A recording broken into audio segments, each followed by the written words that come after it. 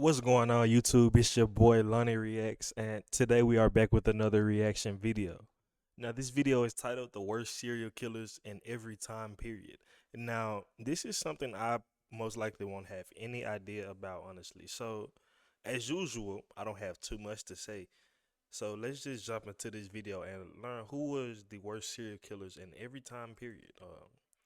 As you can already see, Jack the Ripper right here. I already know who that is, but the rest of these people, I don't know who they are. So let's jump into this, man.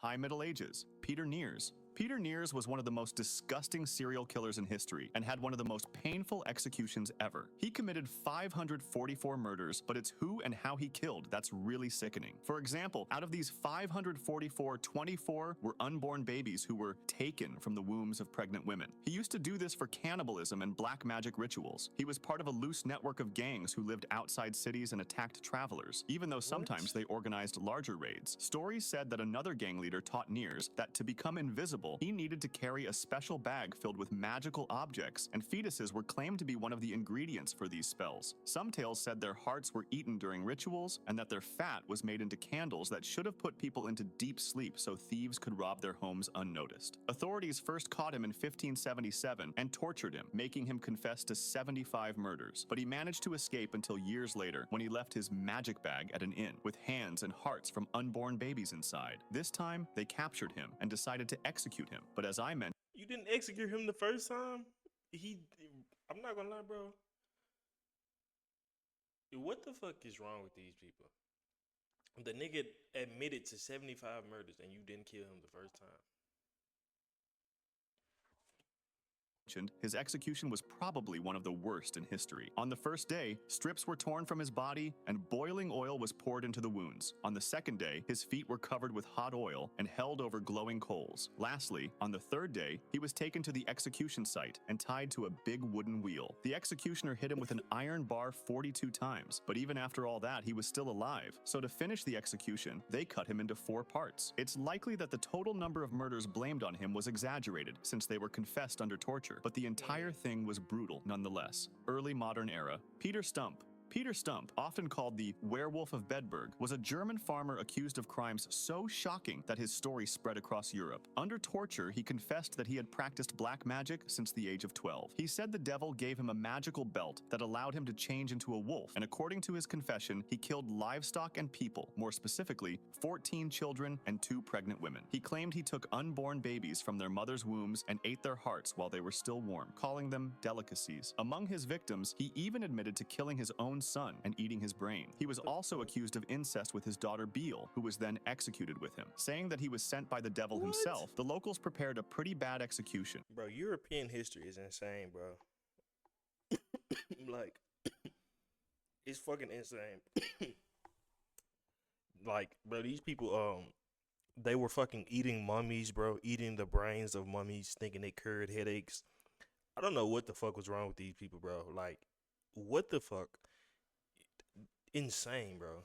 First, his flesh was torn in 10 places with red-hot pincers, and then his arms and legs were smashed with the blunt side of an axe. After that, he was beheaded and burned. Lastly, the authorities raised a tall pole displaying the wooden wheel that he was tied to, a carved figure of a wolf and his severed head on top. 19th century. Jack the Ripper. Jack the Ripper was the nickname given by newspapers to an unknown killer in London who mainly targeted poor women working as prostitutes. His method of killing led many to think that he might have been a medic, or at least that he had some sort of medical knowledge. That's because at least 3 of his victims had missing organs. Rumors spread, and newspapers kept receiving letters from people claiming to be Jack the Ripper, but none were really confirmed. Didn't we The just only kind of recently believable find one- out who didn't we just recently find out like the identity of Jack the Ripper? I think I saw something about that like last year. was a letter called From Hell, which arrived with half of a human kidney, even though we can't be sure it was actually him. The writer said he had fried and eaten it. It's also difficult to know which murders were attributable to him, but there are 5 victims who were most likely connected, called the Canonical 5. They all had a similar crime scene. The victim's throat was cut, mutilations were performed, and in some cases, the organs were missing or spread around the room. The police interviewed thousands of people, tracked hundreds, and detained dozens. Meanwhile, a local vigilante group patrolled the streets, offered rewards, and even hired private detectives, but the evidence never revealed a clear suspect. To this day, the true identity of Jack the Ripper is still unknown. early 20th century, Albert Fish. So was I lying? Wait, how old is this video? Because I could have sworn, I could have sworn they found the identity of his killer. Maybe that was false. Also known as the Gray Man, he is considered by many to be the worst serial killer of all time. Not because of the number of victims he caused, but because of what he did. He had a troubled life since childhood. When his father died suddenly of a heart attack, his mother placed him in St. John's Orphanage in Washington, D.C. There, he was beaten regularly, and instead of hating it, he learned to enjoy the pain. Fortunately, after his mother got a government job, she was able to bring him back home, but the psychological damage was already done. When he was really young, he started spending weekends at public baths so he could watch boys undress. Then, by 1890, he had moved to New York, where he worked as a male prostitute and began doing stuff I can't say to very young boys, often under 6 years old. His first plan to murder someone came in 1910, when a lover took him to a wax museum, unintentionally causing him to become obsessed with sexual mutilation. He lured a 19-year-old to an abandoned farmhouse, where he tortured him for 2 weeks and cut off half of his privates. He initially planned to kill him and take him home, but he changed his mind because the hot weather might have caused the body to smell, bringing attention to it. Instead, he left a $10 bill, kissed Bedden goodbye, and left on a train. In 1917, his wife left him for another man, leaving him to raise their 6 children alone, and it's around this time that he began hearing voices. For example, one time he wrapped himself in a carpet and said he was following the Apostle John. He also began extreme acts against himself. When doctors later x-rayed him, they found at least 29 needles stuck deep inside his pelvic region. He made a paddle covered in nails and used it against himself, or encouraged his kids and their friends to use it on him. Over the years, he began claiming that God was commanding him to commit heinous acts against children, and tried multiple times to lure them, even though he failed. Then, on May 25th, 1928, the event that led to his most notorious murder occurred. He saw a newspaper ad placed by 18-year-old Edward Budd, who was looking for work. He went to his home a couple of days later, posing as a wealthy farmer. He initially planned to attack Edward himself, but then, after seeing his 10-year-old sister Grace, he changed his plan. Pretending he was taking her to a birthday party, he convinced her parents to let her go with him. Instead, he took Grace to an abandoned house and did something which I won't explain. An important piece of context is that Albert Fish, by that time, was a cannibal. The case was initially unsolved for about 6 years. They did arrest someone initially, but because he was the wrong person, he was acquitted after spending 108 days in jail. The case had a turning point in 1934, when Grace's parents received a horrifying anonymous letter. Her mother could not read, so her son read it aloud. It described Grace's abduction and what followed in detail that only the killer could know. The letter's envelope carried the initials NYP. The family didn't think that maybe it was Albert because he was the last person who was with her.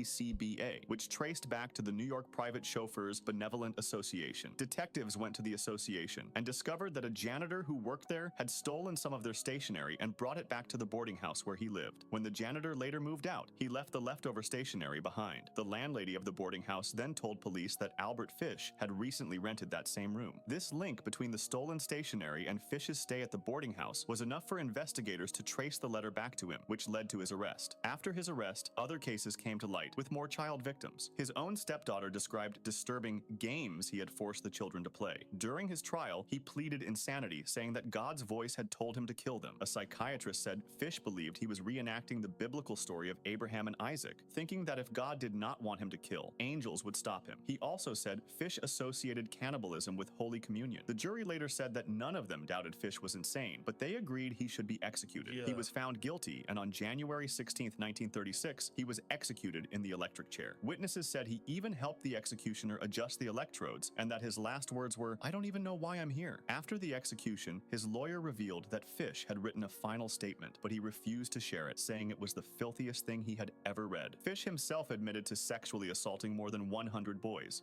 Late 20th century, Andrei Chikatilo. Also known as the Butcher of Rostov, he was born in rural Ukraine during a terrible famine. His family lived in a one-room hut, survived on almost no food, and endured bombings and occupation during World War II. His father was conscripted into the army and later captured, and he was bullied for bedwetting and being very nearsighted. As a teenager, he struggled with severe sexual problems and anxiety around people, while during his adulthood, he switched many jobs, from being in a Soviet Army communications unit to a teacher. He finally settled down near Rostov when he married his wife, with whom he had 2 children. However, just about 15 years later, he committed his first murder, a 9-year-old girl. Although evidence pointed to him, police arrested another man, Alexander Kravchenko, who was convicted after a forced confession and unfortunately wrongly executed. Chikatilo, still free, began killing again. He developed a pattern. He approached vulnerable victims like kids or homeless people, gained their trust with offers of food, money, or help in general, and then led them to hidden places. A strange detail that helped investigators link cases was that several victims had damage to their eyes. Then, he murdered a mother and daughter he knew, and this time, police gathered useful witness descriptions and biological samples. That same year, he was finally detained at a bus station with a knife, rope, and Vaseline, but he was released because his blood type was listed as type A, while a sample found at crime scenes was typed as AB, so investigators thought it couldn't be him. He was just jailed for 3 months for theft, expelled from the Communist Party, and released. Luckily, though, the case moved forward thanks to psychiatrist Alexander Bukanovsky, who wrote a 65-page profile describing the killer as a middle-aged, educated, married man with a traumatic childhood, sexual problems, who traveled for work and killed on a schedule. The profile fit Chikatilo almost perfectly. Killings slowed for a while, but from 1988 to 1990 he resumed, murdering several people in quick succession. Media coverage grew intense, and the police set a trap along the rail lines where he often hunted. They flooded big stations with uniformed officers to force him towards specific stops to avoid the police, where undercover agents then questioned any man seen with a lone woman or child and recorded his name. Chikatilo struck once again and killed a 22-year-old woman near Don Lescau's station, but an undercover officer noticed a well-dressed man leaving the woods with mud on his sleeves and a finger injury. He checked his papers and recorded his name. Then, a week later, when the woman's body was found, investigators read his name and put him under surveillance. He was seen trying to approach women and children, so on November 20th, he was arrested. He carried a knife and rope, and his finger wound matched a recent fight. At first, Chikatilo denied the murders, but on November 29th, Dr. Bukanovsky, the same psychiatrist who profiled him earlier, joined the questioning. He broke through Chikatilo's defenses, and within hours he confessed. He gave detailed accounts of 36 murders already known to police, then confessed to 20 more. In 1991, a 60-day psychiatric evaluation concluded that he had a borderline personality disorder with sadistic traits, but that he was mentally fit to stand trial. His trial became a huge media event. Since victims' families were enraged, Chikatilo had to sit inside a metal cage, and his behavior in court was weird, as if he was acting insane, even though experts testified that he understood what he was doing and was just trying to avoid prison. The court found him guilty, and just 2 years later, on February 14th, 1994, he was executed by a single gunshot.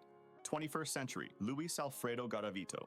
This guy was known as La Bestia, which means the beast, and there's a reason for that, given his at least 193 child victims. After a troubled childhood and adolescence with domestic violence, bullying, bad economic situations, and alcoholism, his mental state wasn't too stable. People who knew him said he seemed friendly when sober, but controlling and violent when drunk. He sometimes went to church or Alcoholics Anonymous, saw psychiatrists, and cycled through depression, paranoia, and suicidal thoughts, but he had not yet begun killing. Then, in October 1992, his series of murders began. Often pretending to be an authority figure like a teacher or priest, he would approach poor boys to offer them small gifts, money, or jobs. He then led them to isolated places, where he killed them. Investigators understood the link between the murders because of some shared details, such as bindings, bottles of alcohol, and nylon cords. A major breakthrough came in February 1999 near Palmyra, where 3 boys were found close together. The killer had accidentally burned himself when nearby sugarcane caught fire, leaving behind clothing, a pair of prescription glasses, and other belongings. From the lenses and shoe wear, police could estimate the suspect's age, eye condition, height, and limb. These elements were enough for police to trace the evidence back to Garavito, who in the meantime tried to assault another boy. A nearby teenager and a young girl interrupted the attack and alerted police. Garavito gave a false name, but investigators already suspected him and confirmed his identity. DNA from his belongings matched samples from crime scenes, and his height, limp, and eye condition matched the profile. On October 28, 1999, he confessed and led police to several of the burial sites. Seeing how many people he killed, courts sentenced him to a total of 1,853 years, but Colombian law capped sentences at 40 years, and his effective term was further reduced to 22 years because he helped locate victims' remains. In 2021, he tried to ask for an early release, but it was rejected due to unpaid fines and other issues. He died on October 12, 2023, after a serious illness. If you want to discuss this video or suggest an idea for the next one,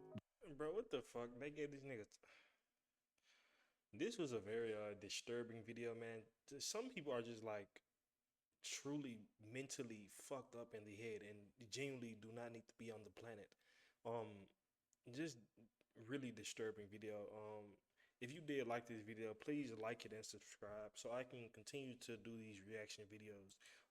With that being said, I'll see you guys next time.